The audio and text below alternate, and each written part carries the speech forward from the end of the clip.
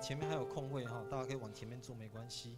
我们预备好我们的心来开始我们今天晚上的聚会。请大家默祷，求神掌管我们的心思意念，让神的爱今天充满我们每个人的心。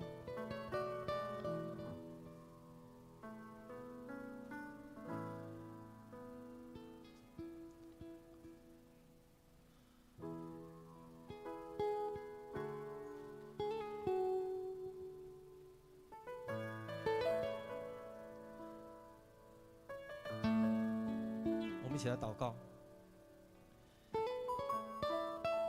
亲爱的主上帝，我们感谢你，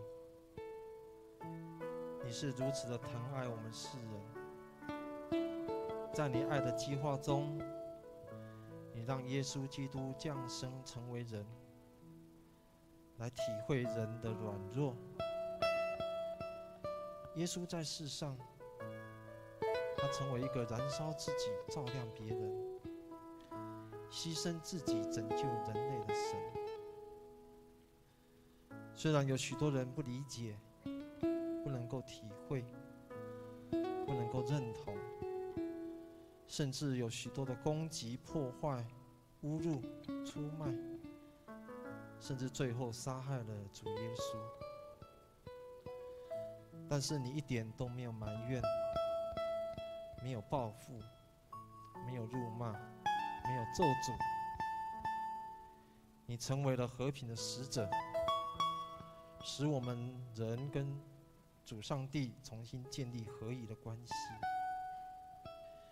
你经历了人的经验与软弱，你也经历了人的有限跟无奈之后，借着十字架的死，达成上主的使命。在这个纪念主耶稣受难的节期中，我们用最悲痛的心谴责自己的愚蠢和无知，用最诚恳的心到你的面前来悔改我们自己的错，用最大的认同跟主同心，用最大的感恩来到主的恩典的拯救中，让我们与主同死同埋葬，我们要与主同复活，来得着崭新的生命，来得着充满希望、充满喜乐、充满平安的生命。主啊，今天晚上我们要透过思想、透过祷告、透过诗歌来纪念耶稣为我们受难的日子。我们愿意用祷告、用委身、用服事来成就主你为我们牺牲的爱。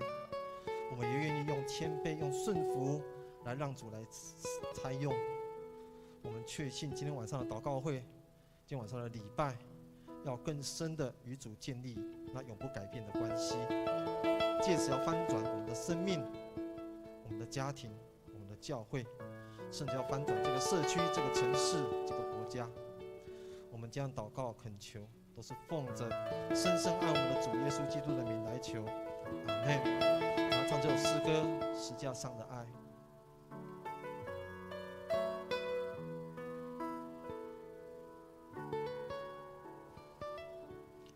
我总是不能明白，你为何不会松开手，正在我无助的时候对我说，你还爱我总是无法想象，耶稣为我死在十架，我的罪如此的深，但你的慈爱显得完全。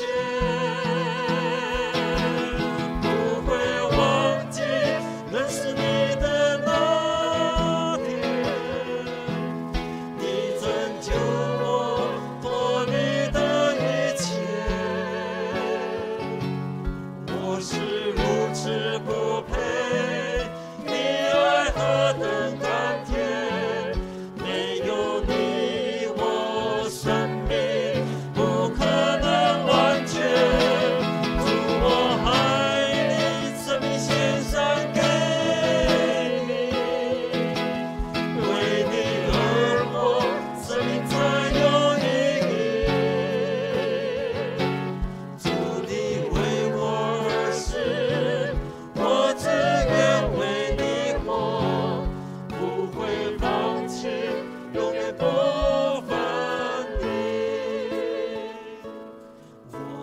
是不能明白，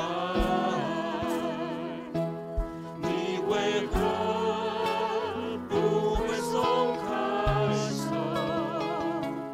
总在我无助的时候，对我说，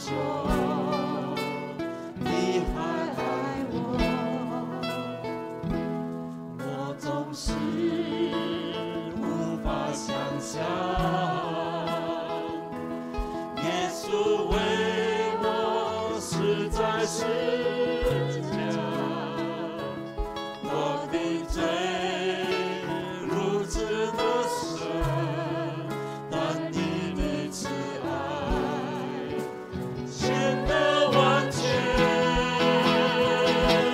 不会忘记认识你的那天，你拯救我脱离了一切，我是如此不配，你爱何等甘甜，没有你我生命不可能完全，主我爱你，生命献上给你，为你而活，生命才有意义。主你为我而死，我自愿为你活，不会放弃，永远都反悔。请弟兄姐妹站立起来，我们唱这首诗歌。是不能明白，你为何不会松开手？总在我无助的时候，对我说，你还爱我。我总是无法想象，耶稣为我死在十字架，我的罪如此的深，但你的慈爱显得完全。不会忘记认识你的那天，你拯救我脱离了一切，我是如此不配，你爱何等甘甜，没有你我生命不可能完全，主我爱你，生命献上给你，为你而活，生命才有意义。主你为我而死，我自愿为你活，不会放弃，永远不反逆。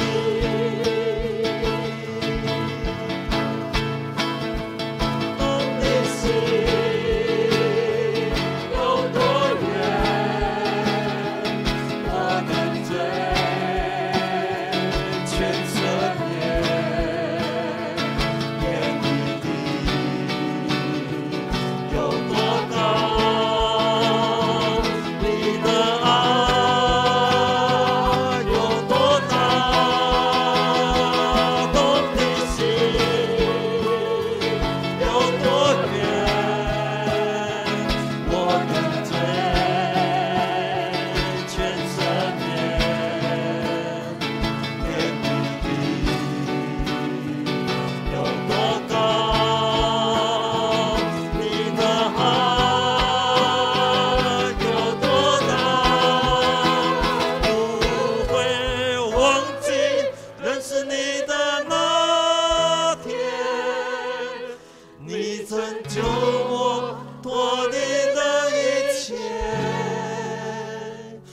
我是如此不配，你爱何等甘甜，没有你我生命不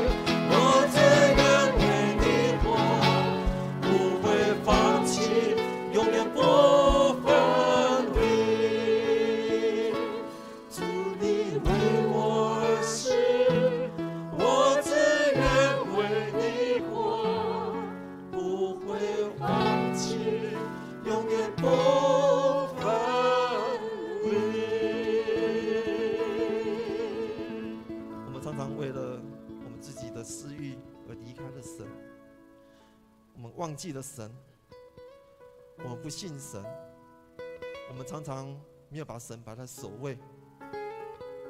这个时候，我们开口为我们自己没办法将神摆在首位，常常忘记了神，常常离弃了神，离弃了爱我们的耶稣基督。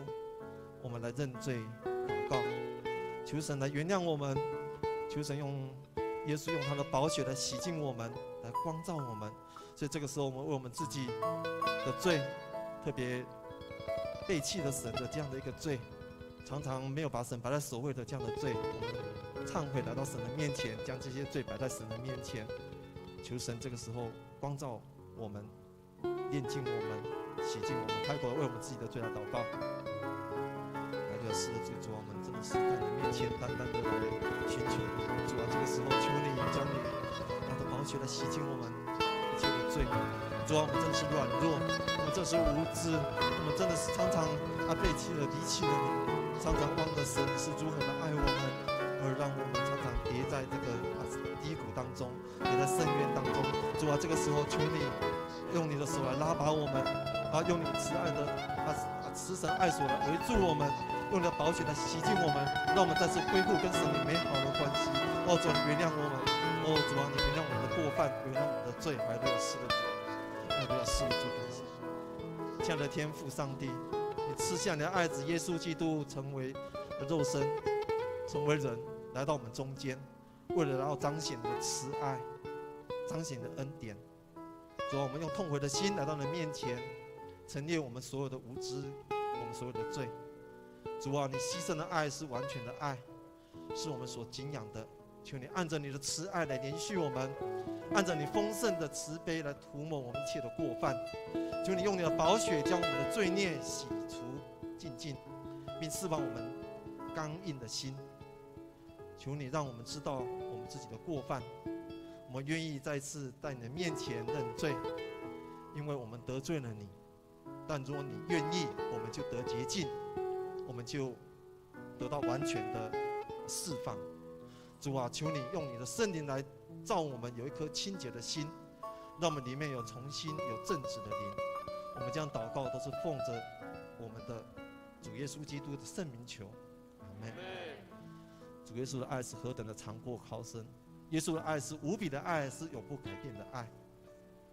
我们用这首诗歌来回应神，他是如何的爱我们，他的爱是永远不会改变的。他流出他的宝血来洗净我们一切的误会。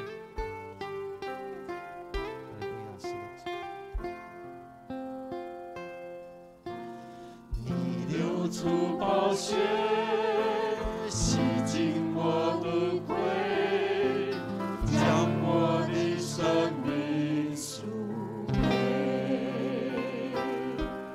你为了我的罪牺牲永不悔，显明你极大恩惠。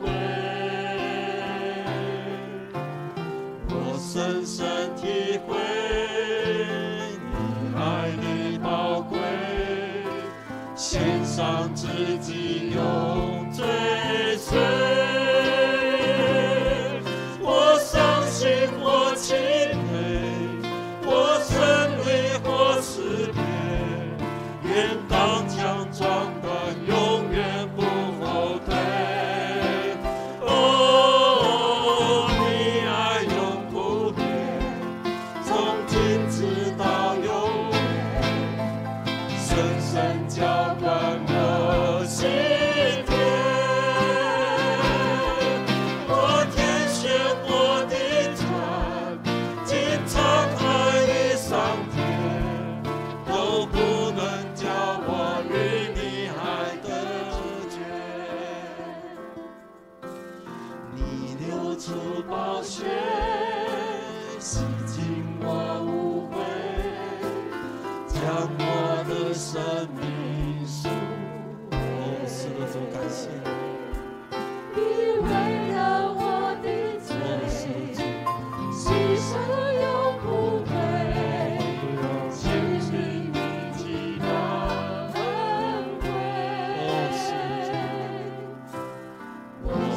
深体会你爱的宝贵，献上自己用这一生。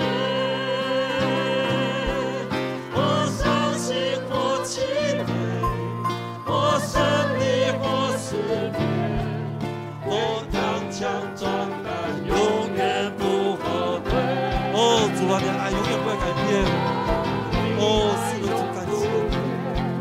从今世到永远，深深浇灌我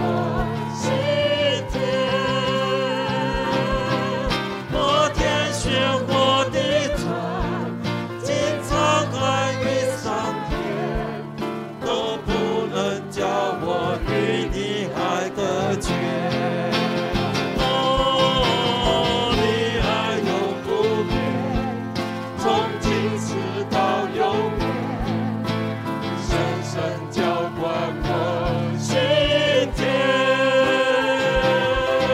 我天选我的船，经沧海与桑田，都不能叫我与你爱隔绝。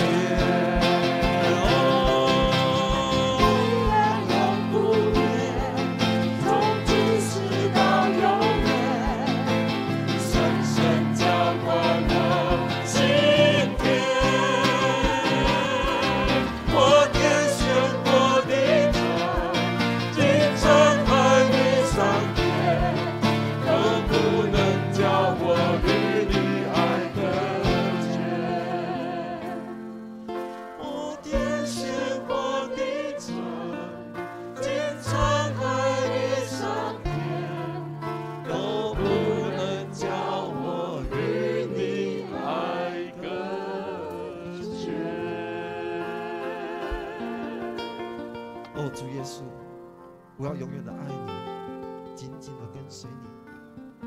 在今天晚上，我们要一起经历耶稣走过的十字架苦路，经历你受尽苦楚鞭打。这个过程虽然是痛苦、难过、哀伤的，但是我们深知主，你不要我们只停留在哀伤、痛悔、失望里面，因为耶稣基督已经赢过死亡的权势。基督的死要带来医治跟平安，并要带来复活与盼望。就是透过今天晚上的礼拜来医治我们的心，医治我们的灵，挑旺我们再次回应神在我们生命当中的作为跟救恩。我们这样祷告宣告，都是奉着复活的主耶稣基督的名来求，阿们。大家请坐。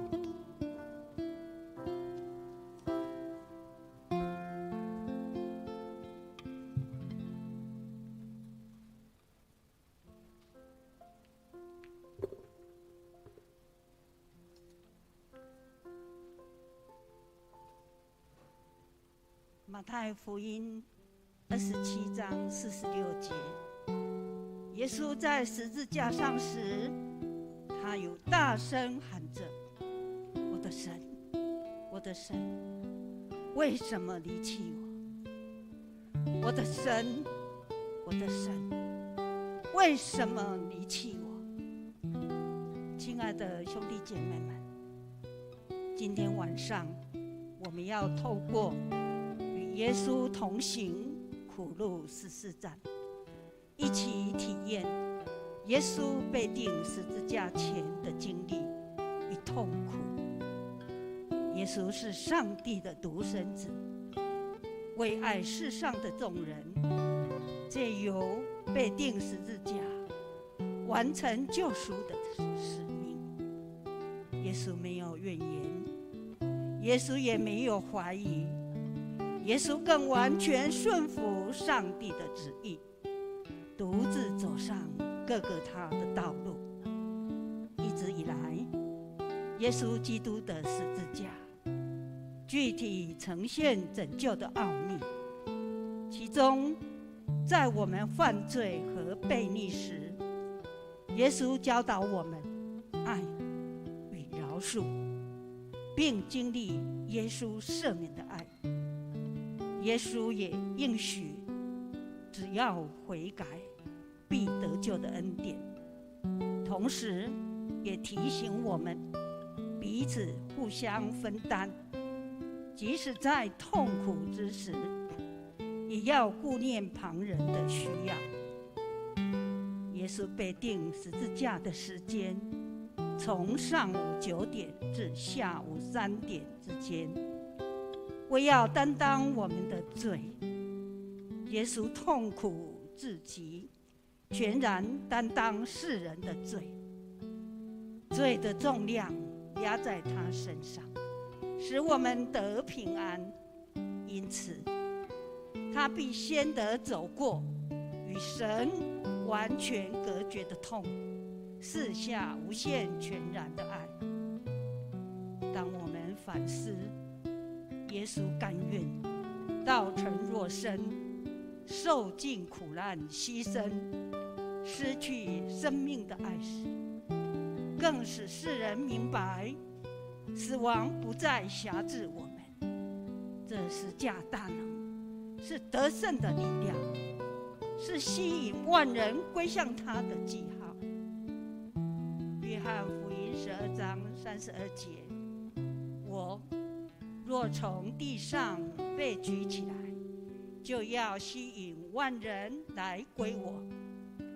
期待今天晚上我们再一次思想救赎主耶稣的受难与死亡，更加体会耶稣的心肠，同时真实面对自己生命中的苦难，让耶稣十字架的爱充满我们的心。我们也借着受难的耶稣，重新得到生命的力量与爱的源头，即天父永恒不变全然的爱。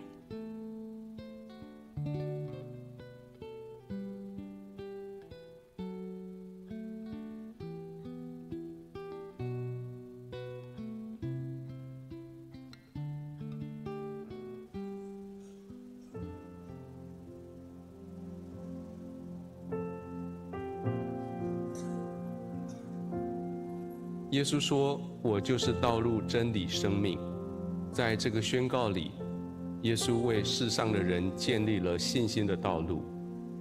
这些话语成为我们经历人生旷野的支柱。耶稣留下了足迹，引导我们进入他的喜乐。是的，基督就是旅程，让我们来与主同行，跟随主的脚步，到达那信心之地。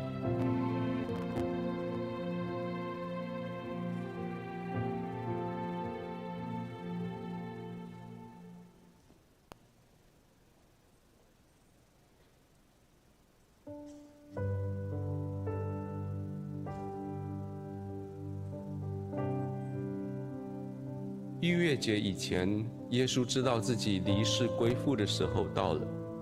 他既然爱世间属自己的人，就爱他们到底。耶稣就离席站起来，脱了衣服，拿一条手巾束腰，随后把水倒在盆里，就洗门徒的脚，并用自己所束的手巾擦干。耶稣说：“我是你们的主，你们的夫子，尚且洗你们的脚，你们也当彼此洗脚。”主耶稣被卖的那一夜，拿起饼来，祝谢了，就拨开说：“这是我的身体，为你们舍的，你们应当如此行，为的是纪念我。”饭后也照样拿起杯来说：“这杯是用我的血所立的新约，你们每逢喝的时候，要如此行，为的是纪念我。”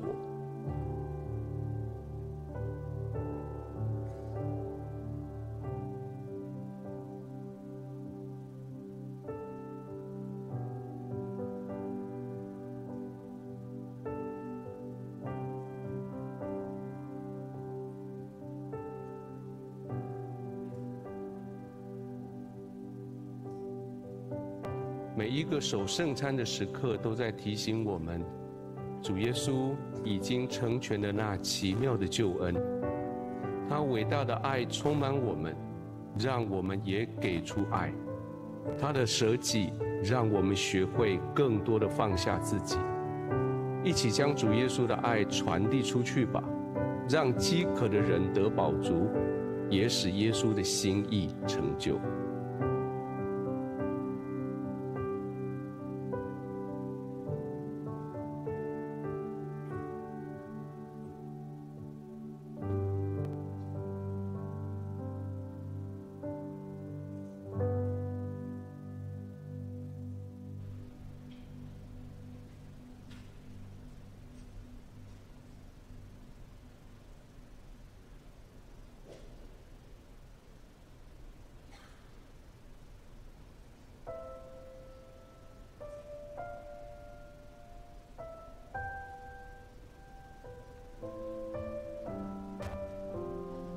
耶稣同门徒来到一个地方，名叫客西马尼，就对他们说：“你们坐在这里，等我到那边去祷告。”于是带着彼得和西比泰的2个儿子同去，就忧愁起来，极其难过，便对他们说：“我心里甚是忧伤，几乎要死。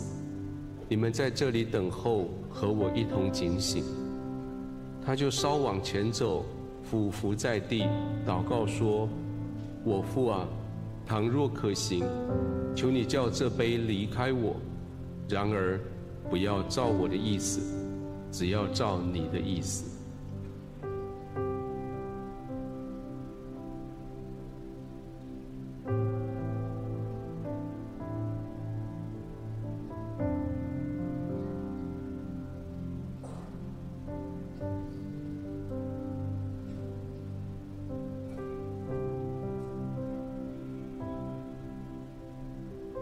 在这幽暗的花园里，耶稣想到罪的代价和死亡的刺痛，他在父神的旨意中挣扎。也许我们眼前的道路也带着挣扎，带着孤独跟荒凉。主耶稣曾经挣扎过，他能体会我们所面对的软弱。借着祷告与信靠，主的灵必会扶持我们，直到征战得胜。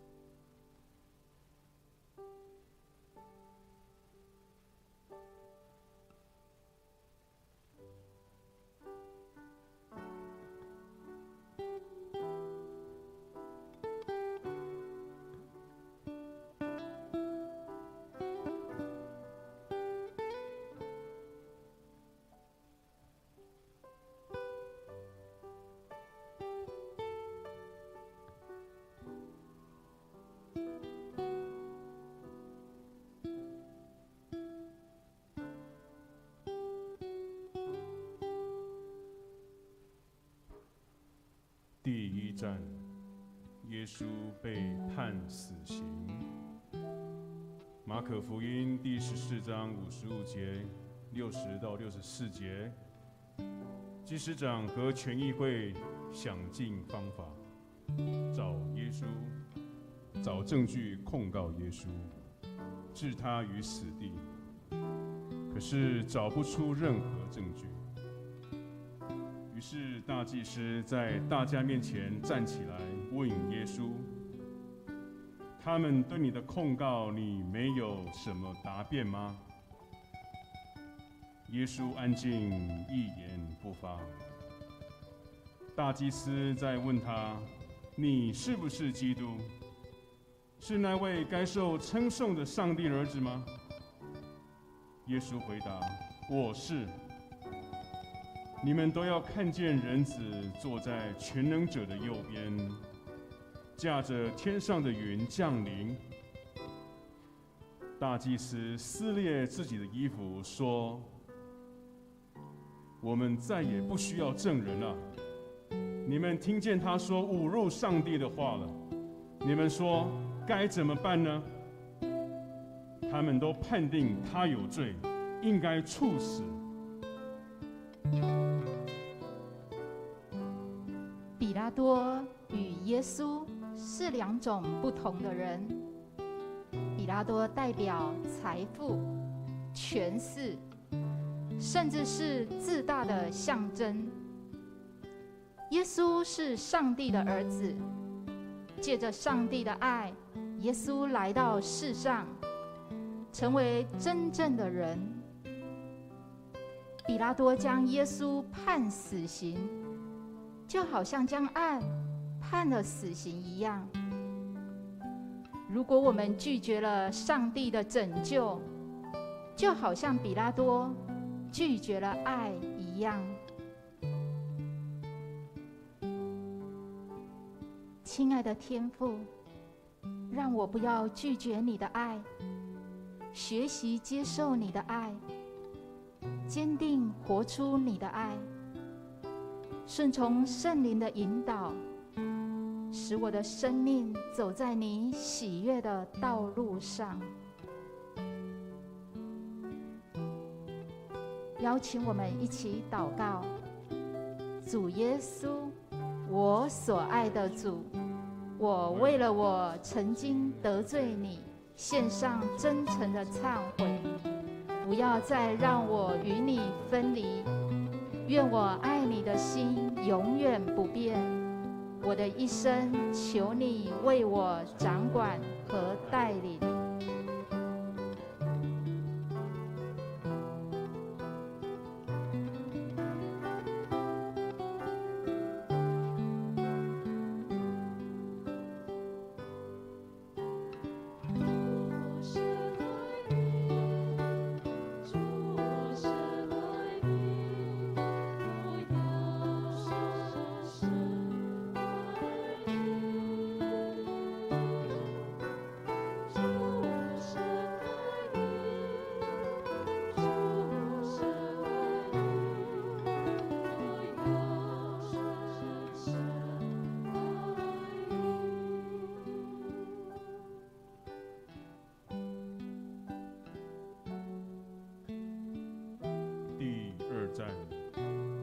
耶稣背负十字架。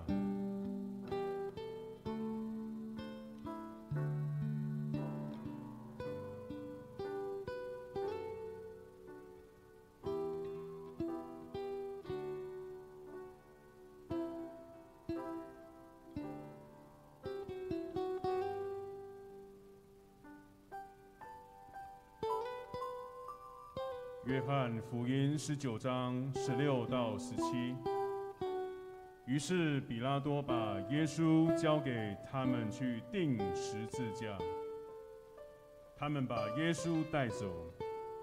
耶稣出来，背着自己的十字架，到了独楼地，希伯来话叫各各他。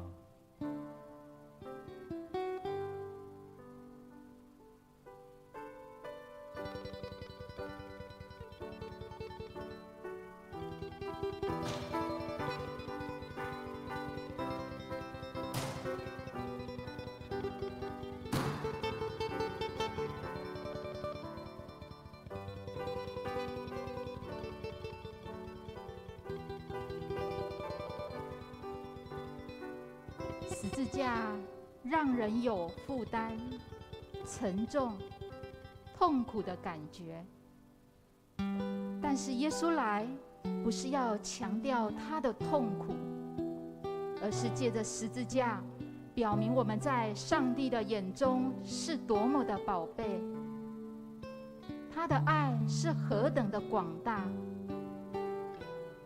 生活虽艰难，我们可以学习耶稣，将生活上每个十字架或是痛苦转化成为爱的力量，战胜沉重痛苦的感觉。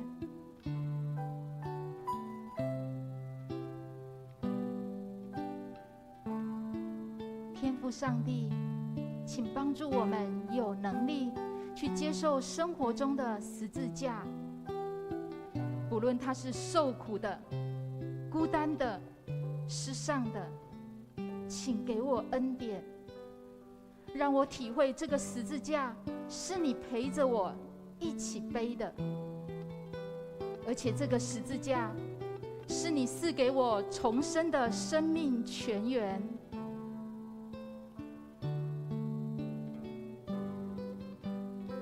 让我们一起祷告。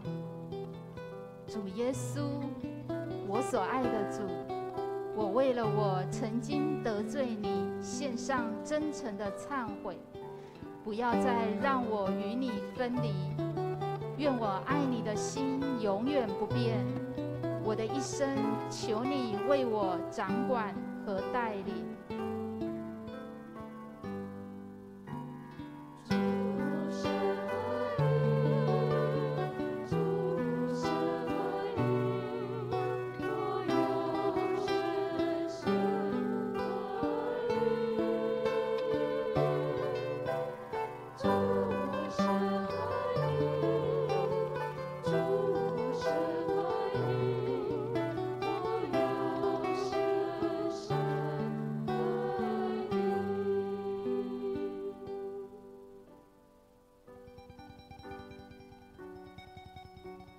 第3站，耶稣第一次跌倒。以赛亚书50章5到6节。至高的上主使我领悟，我不反叛，不违背。我任凭人鞭打我的背，拔我的胡须，吐唾沫在我脸上。我忍受人的侮辱。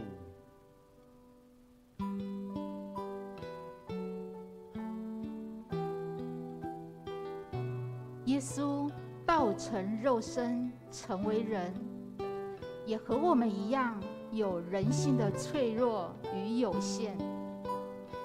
他跌倒，提醒我们自身是脆弱的；他爬起来，提醒我们爱可以战胜错误与罪恶，使我们可以重新站立起来。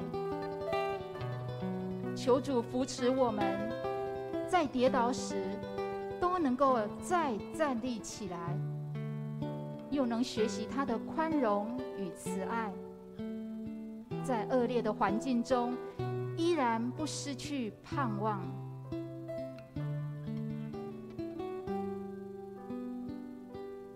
主耶稣，因你被钉在十字架上，担当了我们的罪，使我们得着拯救与医治。请你扶持跌倒的人、贫穷的人、深受苦难之中向你哀求的人，也请赐给我谦卑的心，使我能够陪伴、帮助这些正在受苦的人。让我们一起祷告。主耶稣，我所爱的主，我为了我曾经得罪你，献上真诚的忏悔，不要再让我与你分离。愿我爱你的心永远不变。我的一生，求你为我掌管和带领。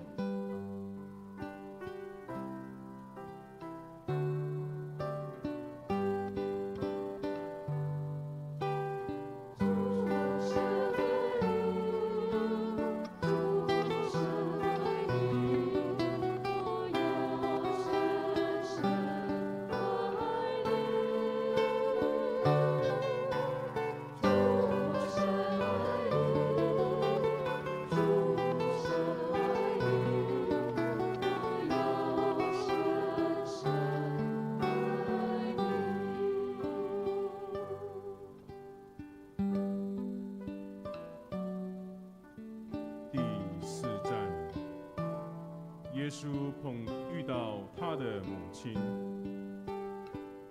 路加福音第2章34到35节，西面给他们祝福，并且向孩子的母亲玛利亚说：“这孩子被上帝拣选，是要使以色列中许多人灭亡，许多人得救。他要成为许多人毁谤的对象，并因此揭露了这些人心底的意念。忧伤要像利剑刺透你的心。约翰福音19章26到27。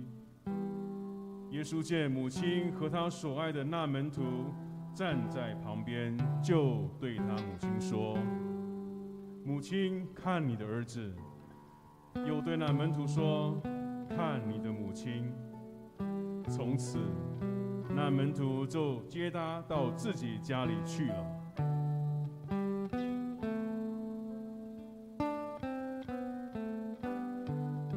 耶稣在这种情境中，母子相会，两个人都陷入难以诉说的哀伤与痛苦。耶稣和玛利亚都回应天父说：“是的，主啊，我愿意。”家庭生活中的艰苦，包含许多的层面和困难，各有不足为外人道的滋味，别人无法了解和替代。主，你的母亲玛利亚常常默默地临在伴随着你，又以代祷关心你，让我们也可以学习安静、耐心地陪伴着我们的亲人，给他们精神上的支持与更多的爱和关怀。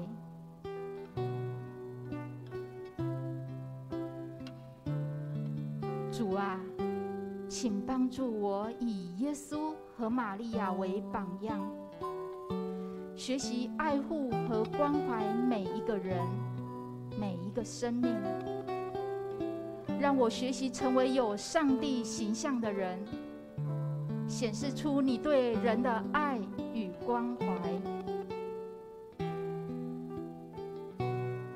让我们一起祷告。主耶稣，我所爱的主，我为了我曾经得罪你，献上真诚的忏悔，不要再让我与你分离。愿我爱你的心永远不变。我的一生，求你为我掌管和带领。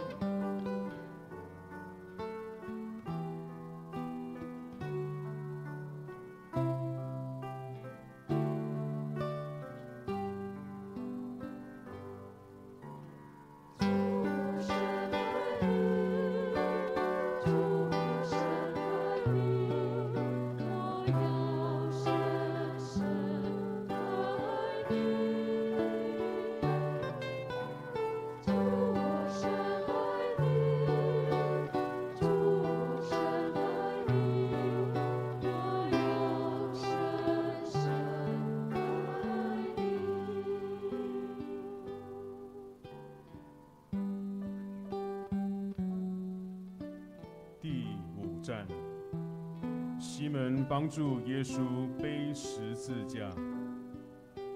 路加福音23章26节，并是把耶稣带走，途中遇见一个从乡下进城的古利奈人，名叫西门。他们抓住他，把十字架搁在他肩上，叫他背着，跟在耶稣后面走。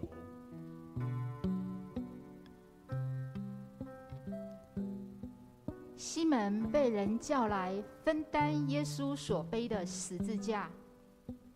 耶稣已经越来越虚弱，需要西门的帮助，因为十字架的确很沉重，无法承担如此大的痛苦。有时候我们会遇到需要帮助的人，但是自己却不一定会伸出手帮助，因为我们害怕自己能力不足，没有勇气去承担帮助人的责任。让我们更多学习西门的勇气，接受挑战。愿意去分担最弱小弟兄身上的十字架，并除去我们的骄傲和自尊，乐意接受他人的帮助。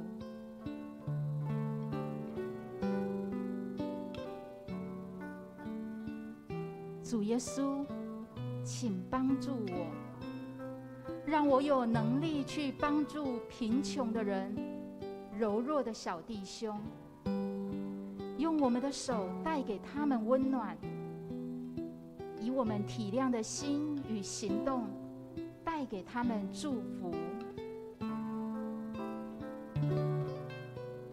让我们一起祷告。主耶稣，我所爱的主，我为了我曾经得罪你，献上真诚的忏悔，不要再让我与你分离。愿我爱你的心永远不变。我的一生求你为我掌管和带领。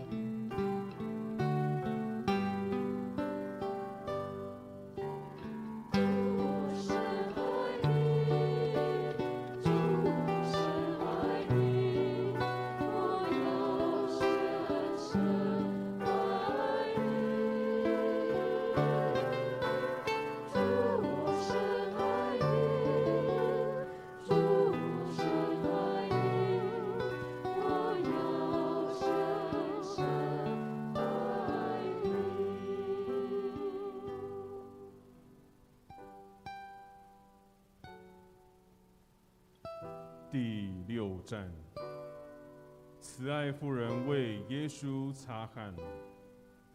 诗篇69篇19到20。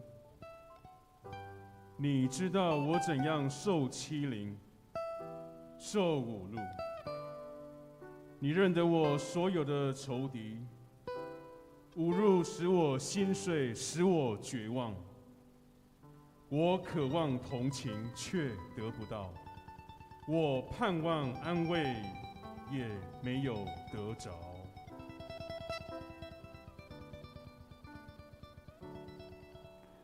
有一位妇人看到耶稣的脸脏了，不迟疑，不怯懦，勇敢承认他是基督，屈前擦拭耶稣的脸。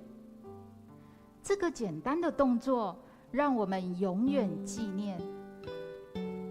我们每一个简单的善行，耶稣都纪念，在天父面前一样纪念。我们是否愿意学习这位妇人的仁慈，去实践关怀和爱的行动呢？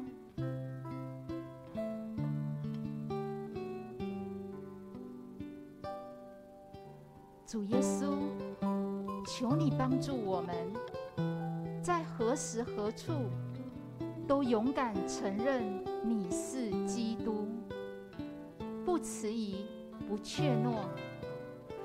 正如这位仁慈的妇人勇敢的行动，请帮助我们善于运用你所赐给我们的才智，勇于在众人之中传扬主的爱与真理。让我们一起祷告。主耶稣，我所爱的主，我为了我曾经得罪你，献上真诚的忏悔，不要再让我与你分离。愿我爱你的心永远不变。我的一生求你为我掌管和带领。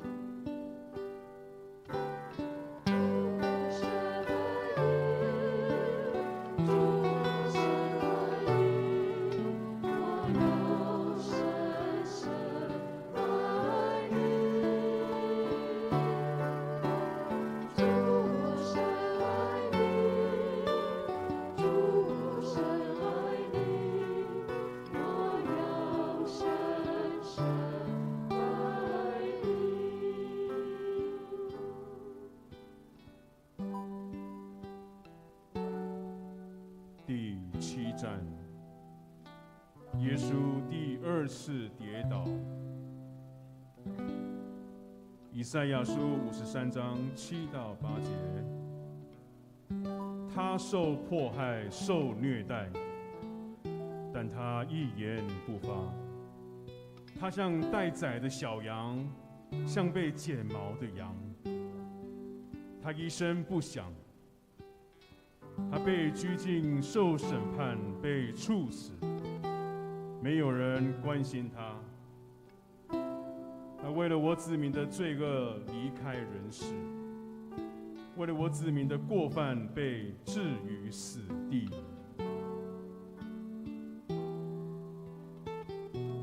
耶稣再一次跌倒，我们也曾因软弱或信心不足而一次又一次的跌倒，但上帝不会丢弃我们，他会拯救我们，让我们从失败中爬起来。过去我们曾经只顾自己的享受，没有体察别人的劳苦及艰辛。许多人在生活的困境下，以一次又一次的跌倒。围观的人多，援助的人少。愿我们不再成为袖手旁观的人群，而是成为愿意去扶持他人的人。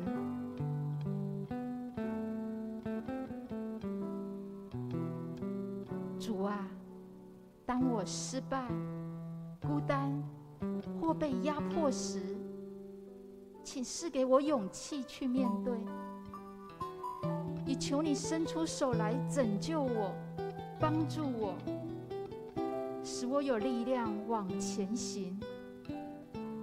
也求你帮助我，不再成为袖手旁观的人群，而是成为愿意去拥抱他人的人。让我们一起祷告。主耶稣，我所爱的主，我为了我曾经得罪你，献上真诚的忏悔，不要再让我与你分离。愿我爱你的心永远不变。我的一生，求你为我掌管和带领。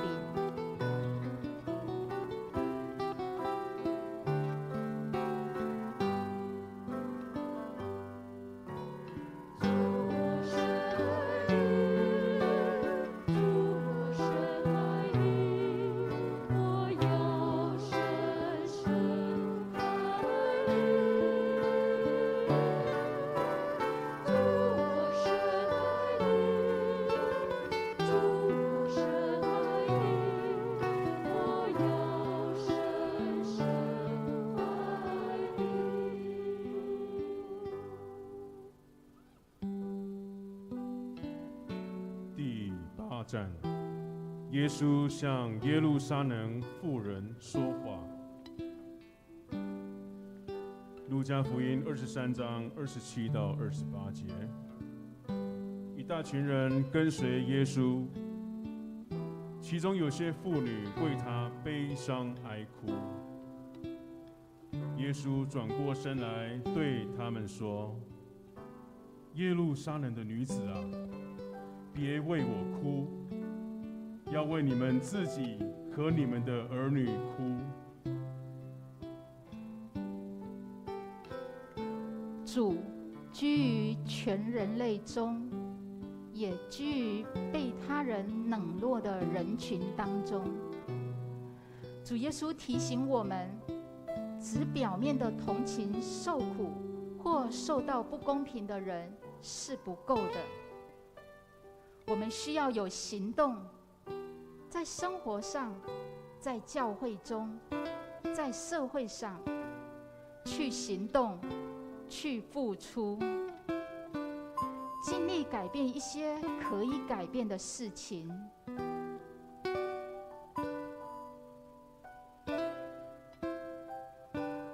主，我们深信你居于全人类中，也居于被他人冷落的人群当中，请引导我们，可以在人群中体验你的同在，成为安慰者，以关怀及爱心去接待其他人。又求主帮助我们反省自己的过去和需要改变的地方，使我的生命更讨你喜悦。让我们一起祷告。主耶稣，我所爱的主，我为了我曾经得罪你，献上真诚的忏悔，不要再让我与你分离。愿我爱你的心永远不变，我的一生求你为我掌管和带领。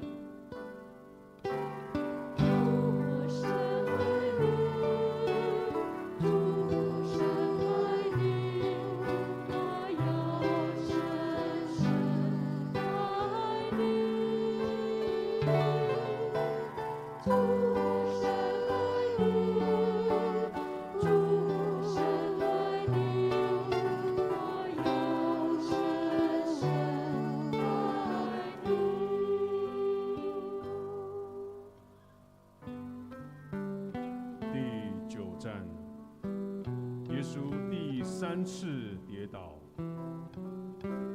希伯来书第4章15到16。我们的大祭司并不是不能同情我们的软弱，相反的，我们的大祭司曾经像我们一样，在各方面经历过试探，只是他没有犯罪，所以我们应该大胆地来到上帝的恩典的宝座前，好领受慈爱和恩典，作为我们及时的帮助。每一站的苦路都是一个重要记号，表达出顺服与愿意放弃自我的记号。耶稣第3次跌倒，让我们看到耶稣那深深的爱，因为爱世人，甚至愿意付出自己的生命的代价。耶稣跌倒了，没有人扶起他。倘若我们在别人有需要时，却只是擦身而过，只一心注视在自己的身上，那么我们也跌倒了。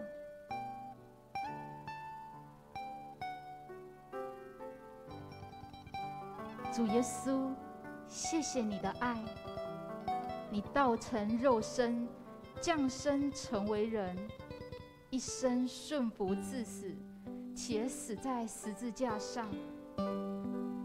我们愿意学习你谦卑顺服的榜样，求你帮助我们，也能勇敢地背起自己的十字架，往前面的道路前行。让我们一起祷告。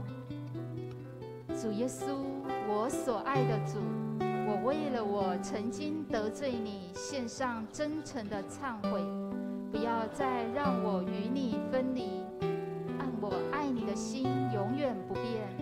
我的一生求你为我掌管和带领。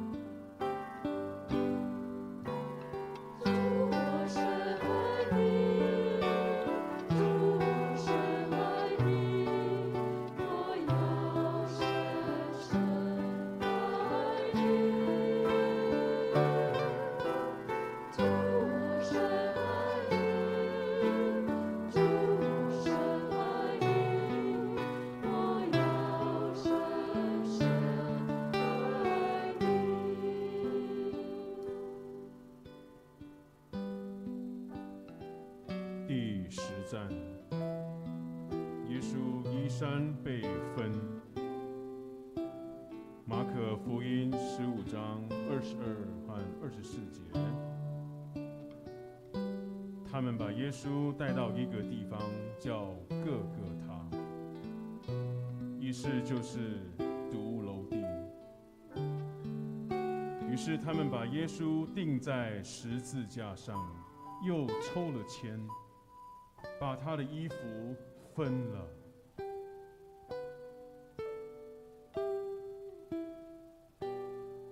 耶稣的衣服被拿走，他被拿走的不只是衣服，还有他的自尊，还有身份。作为人基本的一切权利都被拿走了。他赤身露体，他所显现的是最脆弱的一面，在众人的眼前毫无尊严，但他却默然不语，独自承受。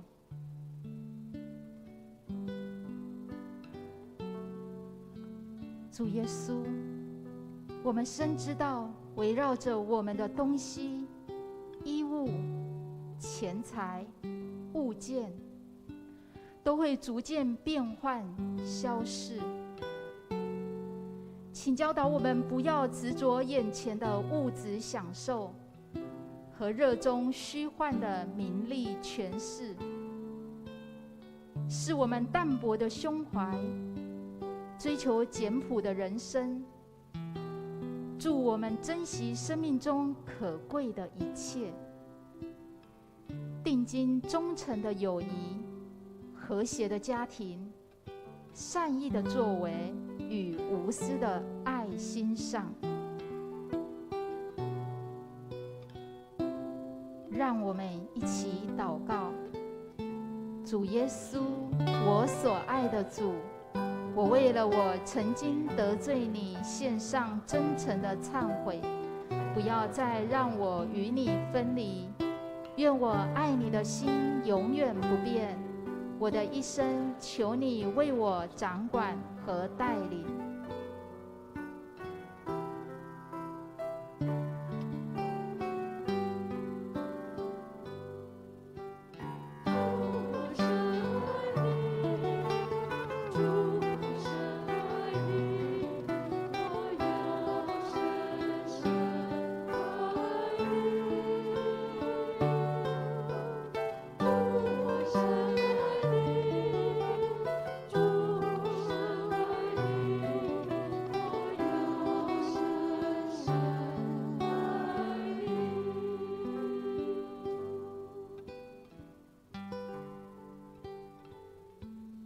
第11站，耶稣被钉十字架。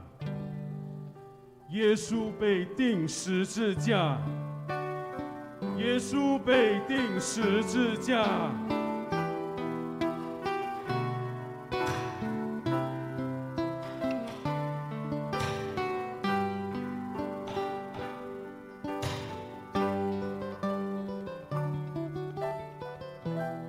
路加福音23章34节，耶稣说：“父亲啊，赦免他们，因为他们不晓得自己在做什么。”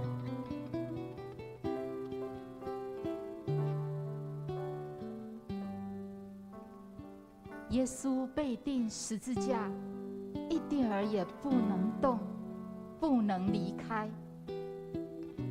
我们身边有很多人也被钉在他的病床上、轮椅上，痛苦与哀伤之中。耶稣被钉在十字架时，同时分担了这些人的痛苦。过去，我们曾遭受过批评与指责，或不留情面的决裂，给彼此制造过不少痛苦。求主让我们学习互相体恤，包容接纳彼此的不完美，释放心中的仇恨，宽恕他人，也宽恕自己。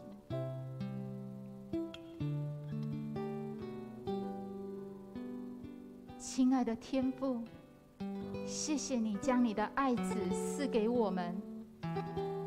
你的爱子耶稣献上自己的身体，被人钉在十字架上，为了救赎我们的罪。愿我们因着他的死与复活，能远离罪恶，学习耶稣饶恕的真意，过着重生得胜的生活。今天你带领我们分享你的痛苦，明天我们将要共享你的荣耀。让我们一起祷告。主耶稣，我所爱的主，我为了我曾经得罪你，献上真诚的忏悔，不要再让我与你分离。愿我爱你的心永远不变。我的一生求你为我掌管和带领。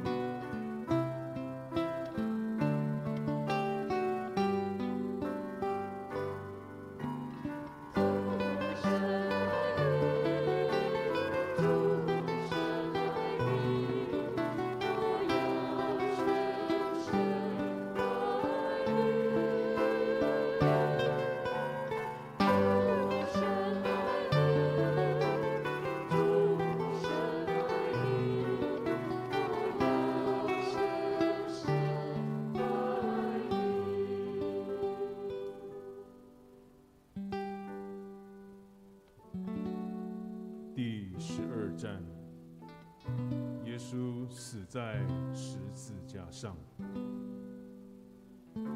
约翰福音19章30节，耶稣尝过后说：“成了。”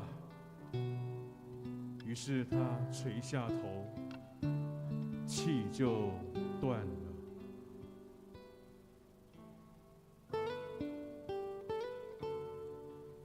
耶稣被钉在十字架上，死前他说：“我渴了。”人们就让他喝醋，这酸酸的味道有如人的罪一般。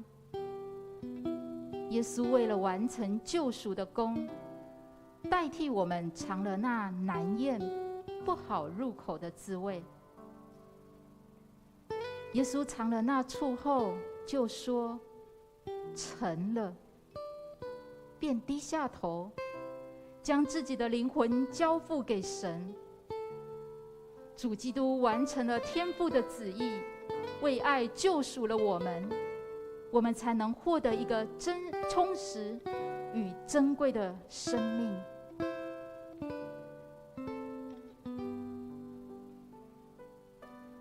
主耶稣，谢谢你付上死亡的代价，为爱救赎了我们，完成了天父的旨意，我们才能获得一个充实及更珍贵的生命。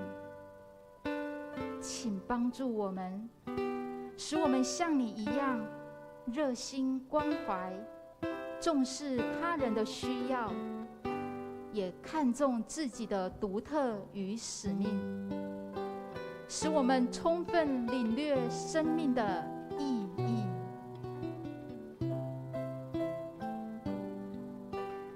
让我们一起祷告。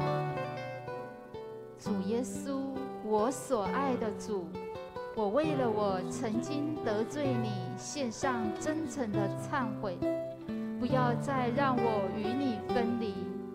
愿我爱你的心永远不变，我的一生求你为我掌管和带领。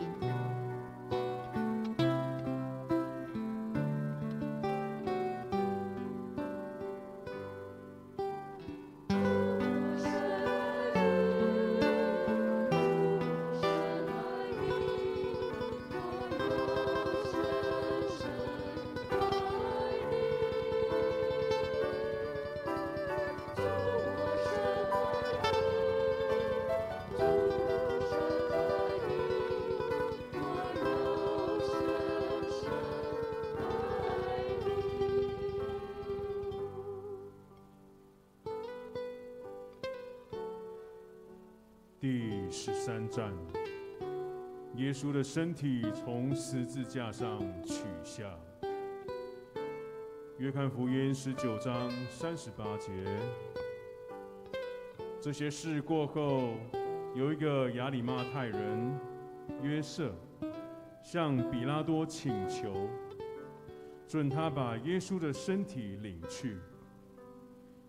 比拉多准了他的请求，约瑟就把耶稣的身体领去。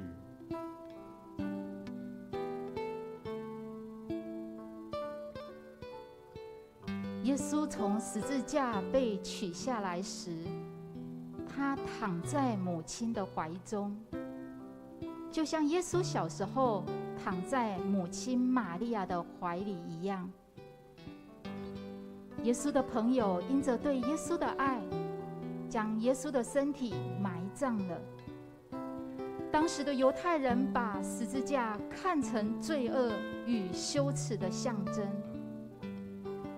因着耶稣的受死，今日十字架已成为上帝爱世人的记号。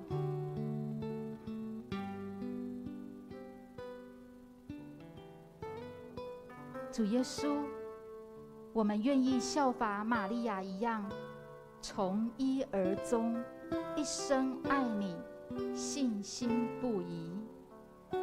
主耶稣，虽然你的身体离开世界，你却永远与我们同在。恳求你帮助我接受那无可避免的事实，教我们不要害怕死亡和失去。你的复活已战胜死亡，我们期待来日的复活，是我们永生的盼望与确据。让我们一起祷告。主耶稣，我所爱的主，我为了我曾经得罪你，献上真诚的忏悔，不要再让我与你分离。愿我爱你的心永远不变。我的一生，求你为我掌管和带领。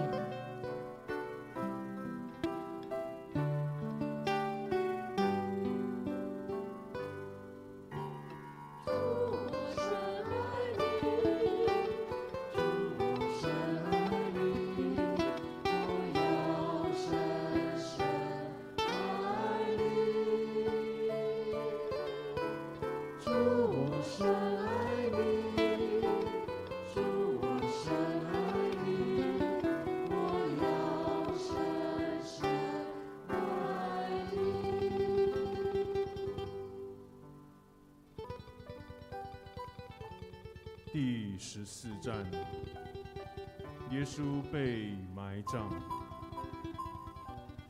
约翰福音19章39节到42节。那个先前曾在夜间来见耶稣的尼哥德慕，跟约瑟一起去。他带了没药和沉香混合的香料，约有30公斤。因为那天正是犹太人的预备日，那墓穴又很近，他们就把耶稣葬在那里。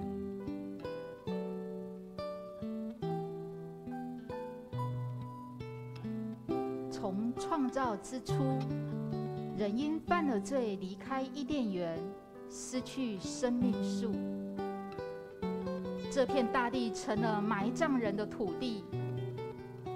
圣子耶稣经历死亡，被埋在洞穴里。他用死来胜过罪恶，战胜死亡。今天的土地成了孕育永生生命的地方。主耶稣说：“我就是道路、真理、生命。”他经历死亡，留下了足迹。你是否愿意接受他的引导，跟随主的脚步，到达那信心之地，进入他永恒的喜乐里？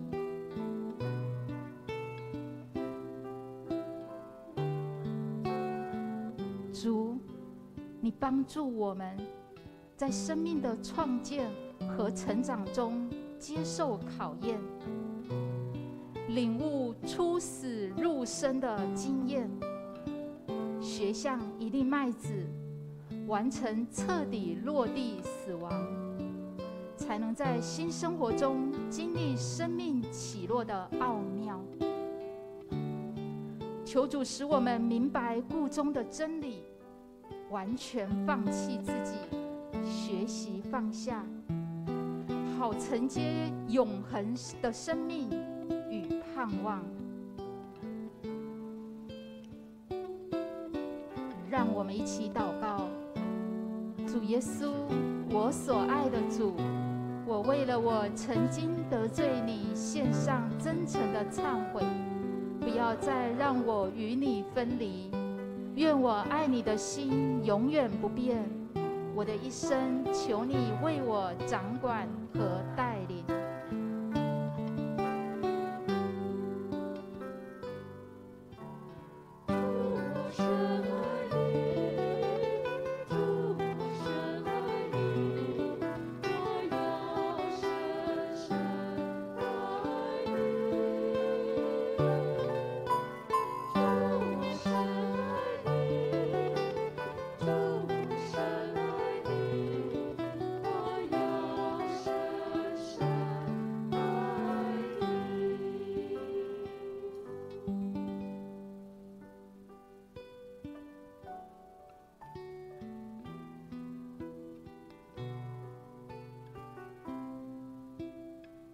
受苦的主耶稣同行苦路，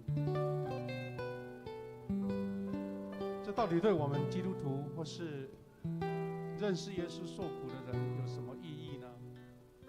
十四站在表达什么？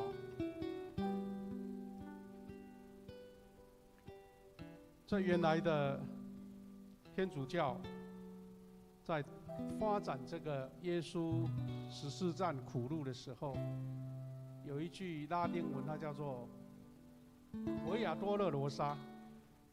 维亚多勒罗莎这句话什么意思呢？是受苦难的道路，所以我们把它译成为苦路，是耶路撒冷旧城的一条街道，在纪念当时耶稣从被宣判钉十字架，一直到各个他被钉，然后被解下他的尸体，然后埋葬。所以历代的基督徒就用这样子来纪念主耶稣的受苦，就是在纪念耶稣曾经背着十字架往十字架受死的道路。这个大概就是当时耶路撒冷的地图那一站一站，到现在还是成为很多人去耶路撒冷访问必走的一段路程。那这段路程到现在呢，每一个地方它都标示一个小小的标志，说这个就是耶稣的受苦的第几站所以大概14站是在18世纪的时候被确立的，还有早期有一些版本那沿着这条道路大概有几个地方，然后最后呢5处就是在我们所说的圣母教堂里面现在有一间教堂在那边。那耶稣苦路的14站代表什么呢？我的领受是说，它象征人类在这个世界面对苦难的总和跟表征面对，就说耶稣走了这14站，每一站都描述他所受的苦，那在象征着你跟我在人生的道路，或是我们看见的这个世界，大概所有的苦难的一个代表。我们常常说年轻人为赋新词强说愁，也许一个可爱的儿童或是一个少不更事的少年人，他们大概没有办法去体会什么叫苦难。但是当我们纵观全世界，或是我们人的一生的时候，我们发现其实发生的苦难随处在我们当中。在产生。当你对苦难越有了解的时候，你就会体会今天我们体验耶稣十字架苦路的那一种忧愁、哀伤跟痛苦。但是问题是在于，主耶稣亲自经历了，然后他承受，他面对，他克服，他超越，最后得胜。我们今天一起跟随耶稣走这条苦路，不是我们要只跟他受苦，感觉他苦，而是说我们把自己的苦跟主耶稣的承担结合在一起。因为主耶稣的勇气，主耶稣的面对，他就走向超越的道路，得胜的道路。也因为我们这样的承担，你也要胜过这些我们世间所面对可能你我不同，但是都有的苦难。我们再简单的回顾刚刚的十四站，有不同的图卡，还有一个简单的解说哈。我们说第一处是耶稣判死刑，那我喜欢收集那个很多地方哈都有耶稣苦路的一些图案，而且很多艺术家在创作。有时候我曾经去参加那个天主教他们那个灵修营地，他们就会实际的一条山路啊，就一站一站，然后一个牌子在那边写几个字，然后你就站在那边安静默祷，看看这一个给我什么样的启示哈。那这个有点像木刻版画的，他写说耶稣何辜遭无判刑。那给你的想象是什么？我们人有时候常常会碰到一些无辜被冤枉的，被定罪的。读书的时候有可能被人家诬陷说你偷了东西，或是你偷看，或是你怎么样怎么样。人生就常常会碰到这个事情。耶稣被判死刑，我们有些人呢，因为人生的一个被诬陷，你就没办法达成这个任务，或是说上这个职位，或是考上这个学校，你是一种死刑，你没有机会再重新踏上那一条你喜欢的道路。这个是今天在耶路撒冷的那个位置哈，一个图像。第二处是耶稣被背十字架，他解释说，耶稣背负十字苦架，这是今天在耶路撒冷那个场地的一个苦路的一个标志啊。第三处是耶稣第一次跌倒。我们看到这14个苦路的站哈，耶稣一共跌倒了3次。人生常常会有跌倒的时候，有的是被别人绊倒的，有人是因为自己不小心跌倒，有的是因为自己的软弱跌倒，很多种跌倒。有时候是因为我们自己已经无能为力了，我们瘫痪在那边，找不到别人来帮助。耶稣的3次跌倒，也让我们看见人生有很多地方我们软弱之处，我们怎么样重新爬起。因为耶稣跌倒，但是他又爬了起来。即使已经这样的衰弱了，他还是要走向这一条拯救的路。所以他说，耶稣为我受罪跌倒，耶稣承担了我们的罪，被跌倒。这是今天耶路撒冷那个跌倒之处的一个位置。第4站是耶稣途中遇见母亲，耶稣忍痛，母子相遇。人生在也没有像妈妈看见儿子要失去生命那种撕心裂肺的痛苦。我们人生就是会遇见很多很多我们不愿意看见的那个丧离死别，那一个至亲离开。耶稣的妈妈这个时候是最大一个象征。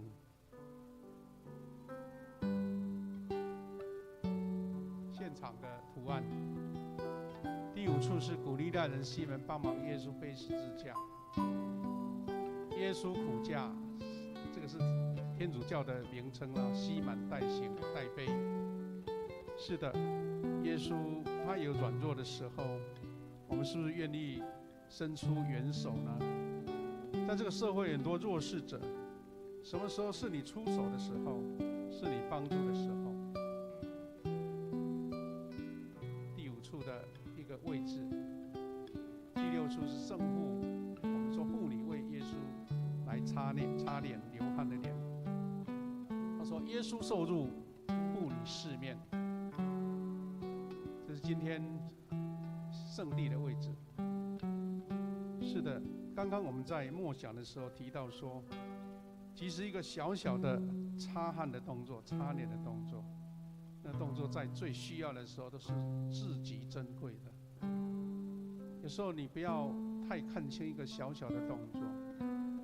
有时候，当人在失望、绝望的时候，你一个简单的关怀的脸色，或是对他一个笑脸，都会让人家重燃希望。这位妇女小小的动作，就是被记录在圣经里面。第7处，耶稣第2次跌倒，耶稣华丽再次跌倒，已经软弱不堪。第8处，耶稣劝告耶路撒冷的妇女，这个让我们看见一个哀伤的情境。耶稣在受苦的时候，耶稣在被钉十字架的时候，最忠心的就是这些姐妹、这些妇女，因为他们不能做什么，唯一就是跟在他身旁。甚至在耶稣复活的时候，也是妇女第一个接触到、听到这个消息。但是，耶稣在安慰这群妇女，他也预告了人生很大很大的痛苦。他说：“耶路撒冷女子啊，别为我哭，要为你们自己和你们的儿女哭。”耶稣在预告说，人类的苦难，如果罪还没有离开，他的挑战跟伤害还是会继续。但是要靠着主耶稣，才能得完全的拯救。第9处，耶稣第3次跌倒。耶稣心忧3次跌倒。第10处，骷髅地，主被剥去衣服。刚刚我们在默想的时候知道说，人最基本的尊严就是有衣服蔽体。当裸露的时候，就是最让人家最失去尊严的时候。连一个被钉十字架死刑的人，他的衣服别人也不放过。耶稣被钉，衣衫尽分啊，也是这个场地的位置。第11处，骷髅地，主被钉十字架。那骷髅地原文就是各个他。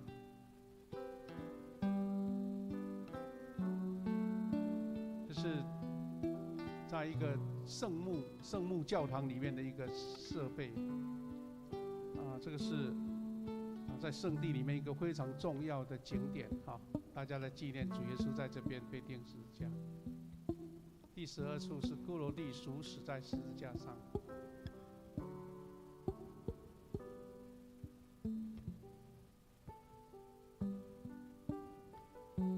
第13处，骷髅地，主的尸体从十字架上被举下来。这是圣母教堂里面有一块大理石，很多朝圣的人在这边趴在这一块大理石上祷告、认罪悔改，求主赦免，也求主医治，然后被安葬在约瑟的心目中。耶耶稣安葬，期待复活。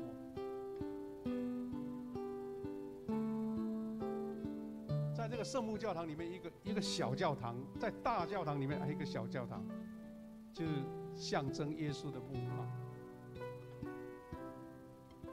那各位弟兄姐妹，主耶稣在节期上，今天的下午3点断气，然后被取下尸体，然后被埋葬，直到礼拜天早上清晨，应该是天还未亮嘛，大概4、5点，耶稣复活。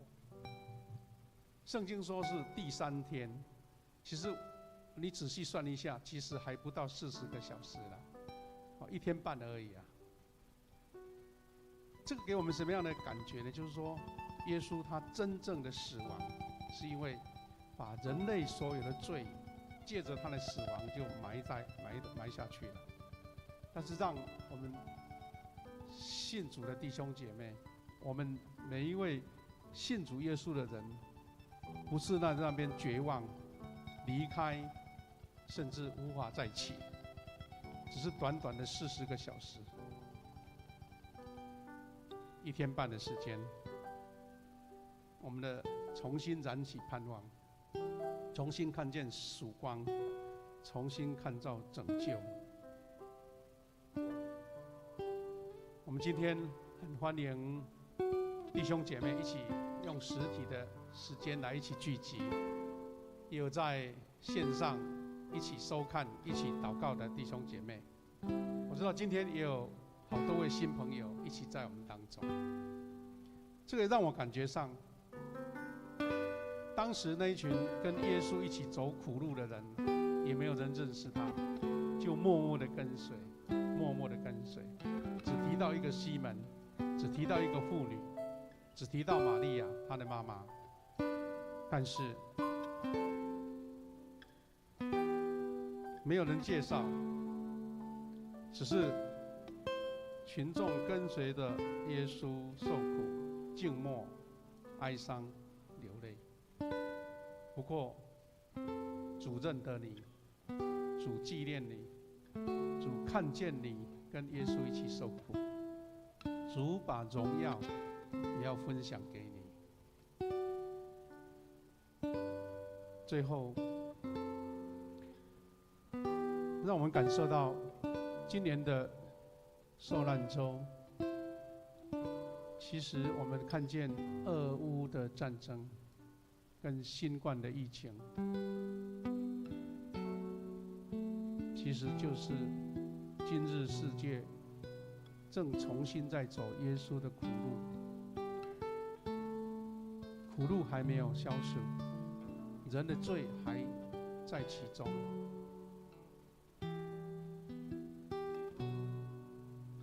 我算一算哈，新冠疫情发生到现在，统计上已经5亿人感染了，618万人因为这样来失去生命。那不是一个数字，那是每一个伤痛的家庭，每一个失去亲人，每一个流出眼泪的数字。耶稣的苦在这些人当中，我们看见俄乌战争这些无辜的百姓，我们从画面上赤裸裸、清楚地看见这些战争，那些破碎的房子，更不忍看见那些尸体被抛在荒野，甚至变成万人冢、乱葬岗。我们最后要跟随耶稣走苦路的心情，把这些苦难摆在主的面前，愿这些苦难能够早日的消除。我们为无辜的百姓祷告，我们为战争止息来祷告，也为统治者的野心也能够消除。我们为世界的和平来祷告。这些俄乌战争呈现在我们眼前，我们不是远方的消息，而是一个一个耶稣的苦路重新呈现在我们身上。这些战争怎么样呢？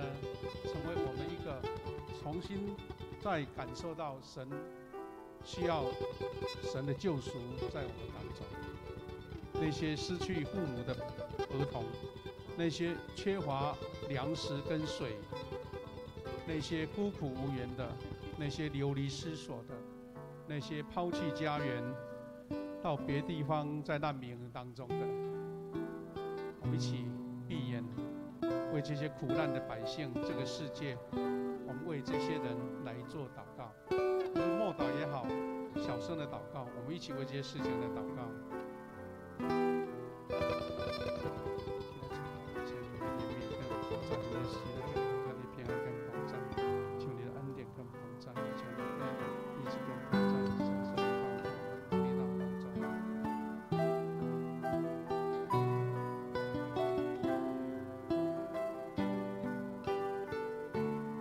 亲爱的天父上帝，因为你知道这个世界，因为人的罪、魔鬼的侵扰，苦难就产生了。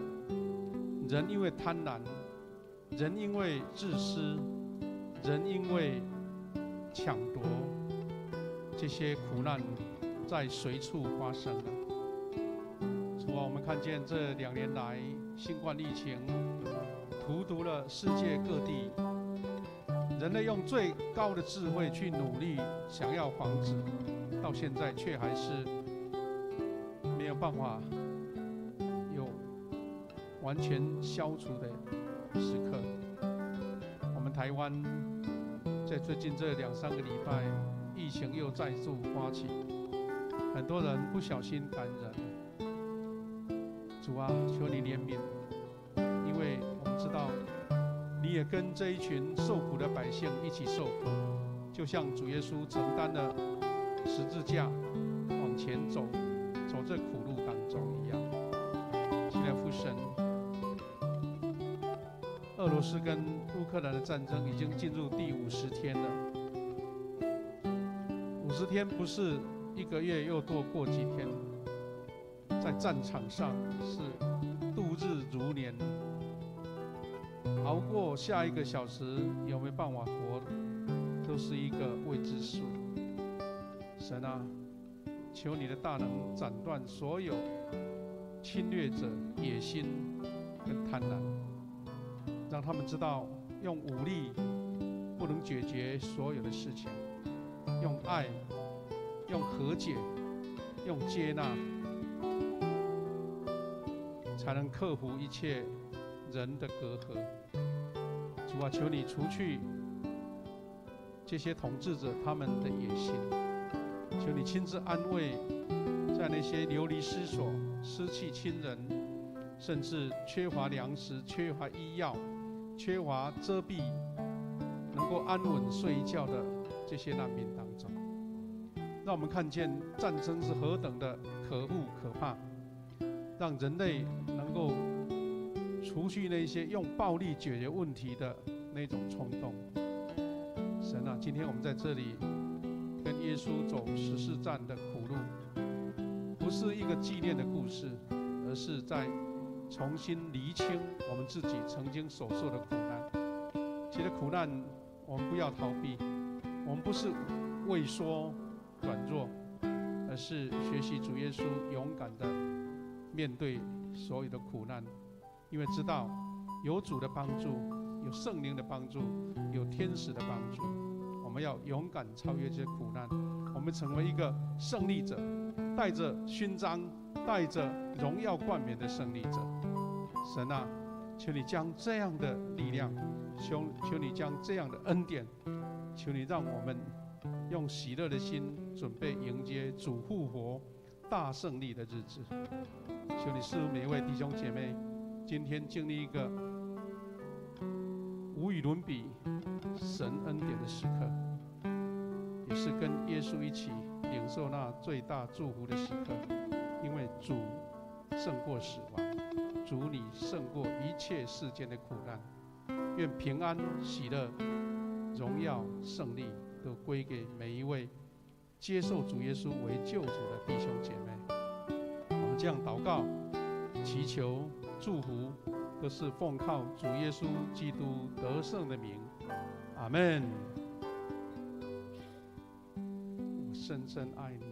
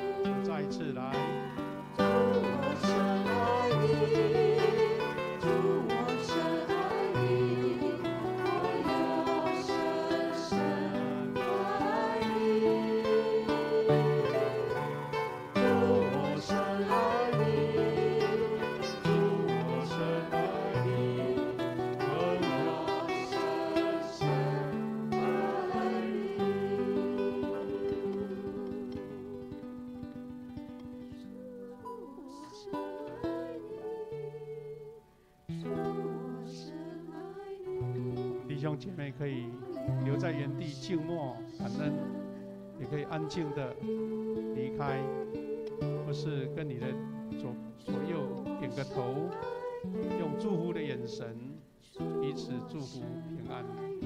愿神跟大家每一位同在。